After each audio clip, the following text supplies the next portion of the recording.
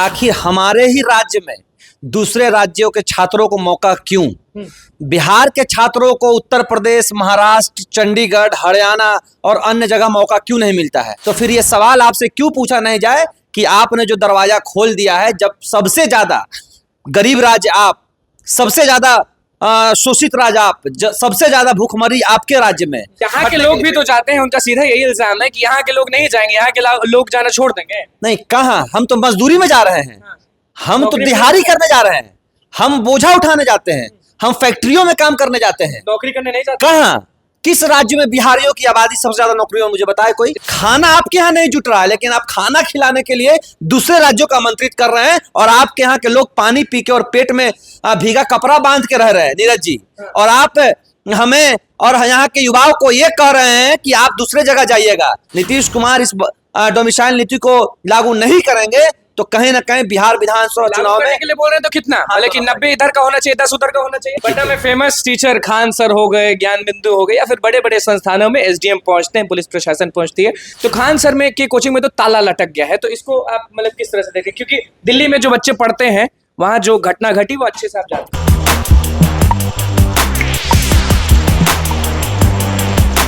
नमस्कार, मैं हूं अनुकुल तिवारी और आप वॉइस हब देख रहे थे। कि हमारे साथ युवा नेता मनीष यादव मौजूद हैं। आप भी जानते हैं कि डोमिसाइल नीति का जो मुद्दा है वो कितना बड़ा है, और एक तरफ जेडीयू के जो मुख्य प्रवक्ता हैं वो कहते हैं कि चुप रहिए, बार बार एक सवाल क्यों पूछते हैं, यहाँ के लोग नहीं जाएंगे नौकरी करने। और एक तरफ खान सर हो गए या फिर जितने भी कोचिंग संस्थान है वहां पे एसडीएम पहुंचते हैं, और फिर जांच पड़ताल होती है। दिल्ली वाला मामला आप अच्छे से जानते हैं क्योंकि दिल्ली आना जाना आपका लगा रहता है।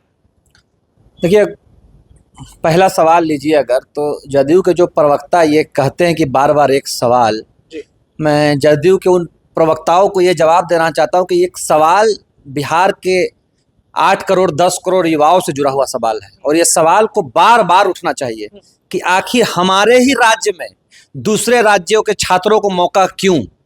बिहार के छात्रों को उत्तर प्रदेश, महाराष्ट्र, चंडीगढ़, हरियाणा और अन्य जगह मौका क्यों नहीं मिलता है? मेरा ये सवाल है।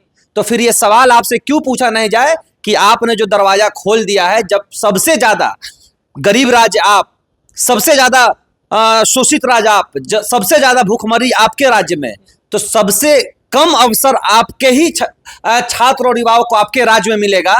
तो हमारे राज्य के जो लोग हैं, आज कहीं ना कहीं पूरे देश में ये जाना जाता है कि बिहार राज्य और के लोग हर राज्यों में जाकर मजदूरी करते हैं और कारखानों में काम करते हैं। तो आप जैसे ही लोगों ने बिहार के युवाओं को मजदूरी की अवस्था में डाला है, और एक मजदूर राज्य का जो तमगा हम लोगों को मिला है, कहीं ना कहीं आप जैसे लोगों की वजह से मिला है कि जब हमारे यहाँ अवसर मिलता है तो दूसरे राज्य के लड़कों को हम अवसर में शामिल कर लेते हैं, और अपने बिहार के लोगों को हम लोग बाहर। यहाँ के लोग भी तो जाते हैं, उनका सीधा यही इल्जाम है कि यहाँ के लोग नहीं जाएंगे, यहाँ के लोग जाना छोड़ देंगे। नहीं, कहाँ? हम तो मजदूरी में जा रहे हैं, हम तो दिहाड़ी करने जा रहे हैं, हम बोझा उठाने जाते हैं, हम फैक्ट्रियों में काम करने जाते हैं, नौकरी करने नहीं जाते। कहाँ? किस राज्य में बिहारियों की आबादी सबसे ज्यादा नौकरियों में? मुझे बताए कोई। जैसे कोई भी बहाली, जैसे शिक्षक बहाली में अभी वो कह रहे थे कि तारीफ के काबिल है नीतीश कुमार कि इतनी जो बहाली शिक्षकों की आई है ये कोई नहीं करा पाया। मुझे एक बात बताइए कि नीतीश कुमार जी ने शिक्षकों की बहाली करवाई, उत्तर प्रदेश में भी शिक्षकों की बहाली होती होगी? नहीं होती है, तभी तो आए हैं वो लोग। एक बात समझिए, इससे पहले हुई थी, योगी की सरकार आई थी तो हुई थी शिक्षक की बहाली। उसमें बिहारी कितने % बिहारी उसमें थे? मुझे बताए कोई। उससे भी कम लोग थे उसमें शिक्षक अभ्यर्थी के तौर पे। और हमारे यहाँ कितने हैं? हमारे यहाँ लोग कह रहे 70% लोग बाहर। हाँ, आप ये बीपीएससी ट्री छोड़ दीजिए, हमारे यहाँ जो बिहार विश्वविद्यालय सेवा आयोग चयन जो होती है, जो प्रोफेसरों की बहाली करती है विश्वविद्यालय में, उसमें आप जाकर देख लीजिए कि सबसे ज्यादा बाहर के लोग आते हैं। हायर एजुकेशन से लेकर लोअर एजुकेशन में कह लीजिए और बहाली में कह लीजिए कि हमारे यहाँ सबसे ज्यादा बाहर के लोग हैं। खाना आपके यहाँ नहीं जुट रहा है, लेकिन आप खाना खिलाने के लिए दूसरे राज्यों को आमंत्रित कर रहे हैं, और आपके यहाँ के लोग पानी पी के और पेट में भीगा कपड़ा बांध के रह रहे हैं, नीरज जी। और आप हमें और यहाँ के युवाओं को ये कह रहे हैं कि आप दूसरे जगह जाइएगा। रेलवे की जो बहाली निकलती है, आप जो कह रहे हैं, रेलवे की बहाली राज्य सरकार देती है क्या? केंद्र सरकार देती है, और केंद्र सरकार की बहालियों में सभी राज्य के लोगों को बराबर का हिस्सा मिलता है। और बिहार में आप क्या कर रहे हैं? बिहार राज्य, कोई भी ऐसा राज्य आप बताइए जहां की बहालियों में बिहार के लड़के वहां सबसे ज्यादा होते हैं, लेकिन बिहार में जब बहाली निकलती है तो उत्तर प्रदेश और अन्य राज्य के छात्र नीतीश कुमार दानी है, उनका मन है कि सारे लोग यहाँ आए और बिहार का गुण गाएं, तो इसमें नहीं, दानी नहीं है, ये वैसे लोग हैं जो अपने घर के बच्चों को भूखे रख के दूसरे का पोषण पालन कर रहे हैं।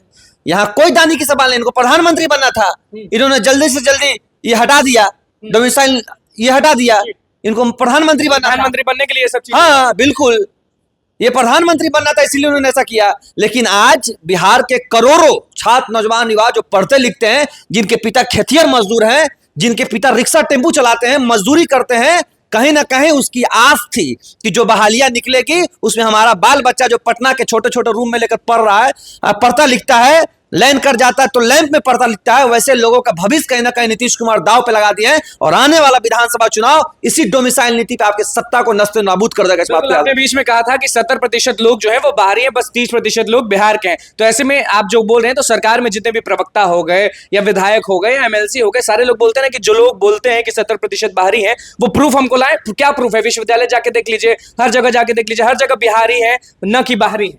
नहीं नहीं, आप प्रूफ की क्या जरूरत है? प्रमाण तो आपके पास आया है, प्रमाण पत्र, आवासीय प्रमाण पत्र, ये तो सरकार के पास जमा है। ये हम जैसे लोगों से आप क्यों मांग रहे हैं भाई?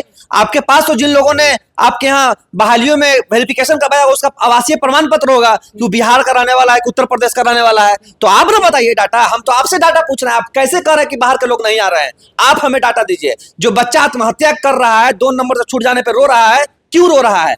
आपने क्यों पूरी स्वच्छता से और पूरी इस तरह से आपने बहाली नहीं निकाली? तो कहीं ना कहीं सरकार में ही खोट है, इसीलिए सरकार मुंह छुपाए फिर रही है। और आप जान लीजिए कि अगर नीतीश कुमार इस डोमिसाइल नीति को लागू नहीं करेंगे तो कहीं ना कहीं बिहार विधानसभा चुनाव में के लिए बोल रहे हैं तो कितना, लेकिन 90 इधर का होना चाहिए, 10 उधर का होना चाहिए। नहीं, आप प्रेफरेंस दीजिए, आप प्रेफरेंस दीजिए, लेकिन इस तरह से आप पूरा आप अपने राज्य के बॉर्डरों को अगर खोल दीजिएगा तो लोग तो बाहर का प्रवेश करेंगे और घाटा आपके लोग का होगा जो आपको वोट कर रहे हैं। उत्तर प्रदेश के लोग तो नीतीश कुमार को मुख्यमंत्री बनाने नहीं आए थे, मुख्यमंत्री तो वही लोग बनाए हैं जिनके बेटे आज कहीं ना कहीं बहालियों में छांटे जा रहे हैं, जिनकी बहन बहाली में छाटी जा रही है, जिनकी बेटी इस बहाली में छाटी जा रही है। तो कहीं ना कहीं नीतीश कुमार जी वोट तो हमसे ले रहे हैं लेकिन नौकरी कहीं और दे रहे हैं। तो अगले साल चुनाव में प्रभाव पड़ेगा ये डोमिसाइल नीति वाला चीज? बिल्कुल, जिस तरह से हमारे बड़े भाई नीरज जी ने इस बात को कहा कि नहीं हटेगा और नहीं ये होगा, मैं उन्हें बता देना चाहता हूं कि जिस तरह से ये सत्ता का गुरूर बोल रहा है, आने वाले समय में आपको जब सत्ता से यही बिहार के छात्र नौजवान जब उतार देंगे इस डोमिसाइल नीति के मामले पे, तब आपको याद आएगा कि आपने कितनी बड़ी गलती की पटना में फेमस टीचर खान सर हो गए, ज्ञान बिंदु हो गए, या फिर बड़े बड़े संस्थानों में SDM पहुंचते हैं, पुलिस प्रशासन पहुंचती है देखने के लिए कि सारा व्यवस्था जो है वो ठीक है कि नहीं, आग लग जाएगा तो कुछ व्यवस्था है कि नहीं, एंट्री एग्जिट सब चीज बढ़िया से है कि नहीं, और जितना कैपेसिटी अलाउ है उससे ज्यादा लोग पढ़ा रहे हैं कि नहीं पढ़ा रहे हैं। तो खान सर में की कोचिंग में तो ताला लटक गया है। तो इसको आप मतलब किस तरह से देखें, क्योंकि दिल्ली में जो बच्चे पढ़ते हैं वहां जो घटना घटी वो अच्छे से आप जानते हैं। देखिए, एक बात समझिए कि यहाँ गलती टीचरों से पहले प्रशासन की है। प्रशासन की बिल्कुल, प्रशासन इसलिए उनकी गलती है कि जब वो आपके यहाँ अपने इंस्टीट्यूशन का रजिस्ट्रेशन करवाने आते हैं, जब अपने बिल्डिंग का रजिस्ट्रेशन करवाने आते हैं, और जब ये तहकीकात करना होता है कि ये सारे जो नियम है इंस्टीट्यूट चलाने के उसको फुलफिल कर रहे हैं कि नहीं कर रहे हैं, जब उस समय आपको देखने जाना चाहिए कि आप बेसमेंट में बिल्डिंग चल रहा है, फायर एग्जिट है कि नहीं है, जो मापदंड कोचिंग चलाने के लिए तय किया गया सरकार के द्वारा उसको फॉलो कर रहा है कि नहीं कर रहा है, आप उस समय तो नहीं जाते हैं। जब घटना घट गई तो आप पूरे देश में एक कमेटी बना दिए, वो जांच कर रही है, ताला लगा रही है। देखिए, आप टीचर को छूट दे रहे हैं। टीचर को किसने कहा कि आप एक बैच में 1600 और 2000 बच्चे बैठाइए? खान सर जैसे लोग 2-2 हजार बच्चों को पढ़ाते हैं, प्लेटफॉर्म कोचिंग 2-2 हजार बच्चों को पढ़ाते हैं, बहुत लोग 2-2 हजार बच्चों को पढ़ाते हैं। आप 11 रुपया में पढ़ा रहे हैं, 21 रुपया में पढ़ा रहे हैं, इससे मतलब नहीं है। उस बच्चे की जान की भी कीमत आप ले रहे हैं, इस बात को याद रखिए। जान की भी कीमत। बिल्कुल, खान सर तो और अन्य लोग जितने लोग हैं जो दृष्टि IAS कोचिंग सेंटर है, तमाम जितने कोचिंग सेंटर हैं, वो लोग कहीं ना कहीं पैसे तो कम लेने की बात कहते हैं, लेकिन ऐसे लोग उन छात्र नौजवान युवाओं के जान माल की भी गारंटी ये लोग लें कि अगर हमारे क्या कोई घटना घटती है तो जिम्मेदार हम होंगे। ये लोग पूरी तरह से छात्रों के जीवन को रिस्क पे लेकर ये लोग अपने कोचिंग संस्थान को चलाते हैं। कौन टीचर मरता है इस तरह की घटनाओं में? कोई टीचर नहीं मरता है। 2-2 हजार 5-5 हजार बच्चे भेड़ बकरियों की तरह खान सर और ये लोग पढ़ाते हैं और कहते हैं कि हम 11 रुपया लेकर कल्याण कर रहे हैं। उन बच्चों की परिवार को आप क्या दे दीजिएगा, कितना पैसा दे दीजिएगा उसका बेटा वापस आ जाए?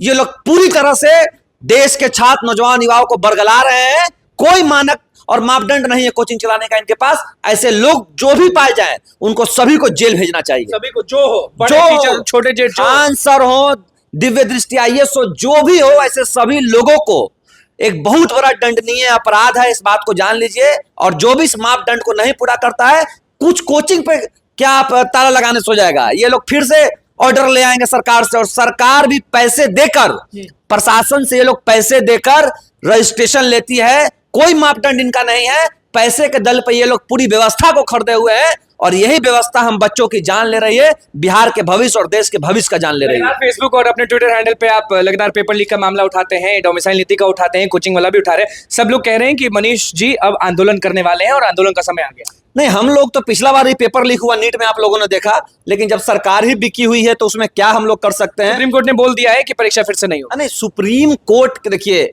मैं न्यायालय पे कोई टिप्पणी नहीं करना चाहूंगा, लेकिन जिस तरह से बच्चों के साथ, और एक गरीब परिवार जो सालों तैयारी करता है, पेट काट के बाल बच्चों को पढ़ाता है, उसके साथ अन्याय हुआ। सुप्रीम कोर्ट ना माने, लेकिन हम लोग मानते हैं। और जहां तक रही बात कोचिंग की, तो सही मायने में इन लोगों पे एफआईआर हो और 302 का मुकदमा चले, इन लोगों पे इस हत्या का मुकदमा चले, और हत्या का मुकदमा खान सर पे भी चले, हत्या का मुकदमा उस कोचिंग वाले पे चले जो बेसमेंट में कोचिंग चला रहे हैं, उन तमाम लोगों पे हत्या का मुकदमा चले। बोल रहे हैं फिर मैं फिर से बोल रहा हूं कि खान सर पे भी हत्या का मुकदमा चलना चाहिए, उन तमाम कोचिंग वालों पे हत्या का मुकदमा चलना चाहिए जो लोग कोचिंग संस्थानों के जो मापदंड होते हैं पढ़ाने के, जिन्होंने सरकार जो तय किया है मापदंड, उस मापदंड पे को जो भी फॉलो नहीं कर रहे हैं, उन तमाम लोगों पे 302 के हत्या का मुकदमा चलना चाहिए, और बिहार में डोमिसाइल नीति को लागू करना चाहिए। नहीं तो हम लोग इस बार विधानसभा घेराव करने उतरेंगे